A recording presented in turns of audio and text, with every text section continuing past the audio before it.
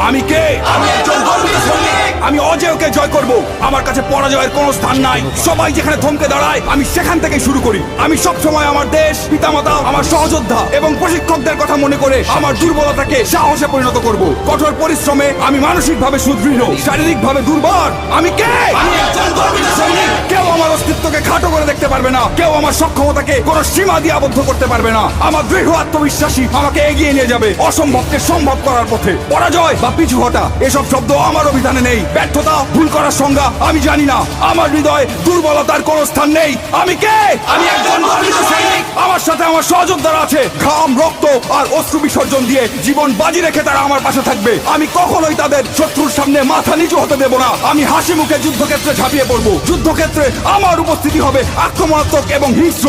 শত্রু আমাকে দমিয়ে রাখতে পারবে না। আমি কে? আমি একজন গর্বিত সৈনিক। আমি যুদ্ধক্ষেত্রে শুধু বিজয়ের অর্থ বুঝি। পরিস্থিতি যতই খারাপ হোক না কেন, আমার হাত পা গুলো দুর্বল হয়ে পড়লে আমার মানসিক শক্তি আমার শরীরকে এগিয়ে নিয়ে যাবে। কিন্তু আমি কখনোই আত্মসমর্পণ করব না। আমি সর্বদা আমার দেশের সম্মান, গৌরব এবং মর্যাদা সমুন্নত রাখবো। আমি কে? আমি বাংলা মায়ের একজন গর্বিত সৈনিক। দেশ আমাকে স্মরণ করবে, ইতিহাস আমাকে স্মরণ করবে। আমি কে? আমি একজন গর্বিত সৈনিক। আমি কে? আমি একজন গর্বিত সৈনিক। আমি কে? আমি একজন গর্বিত সৈনিক।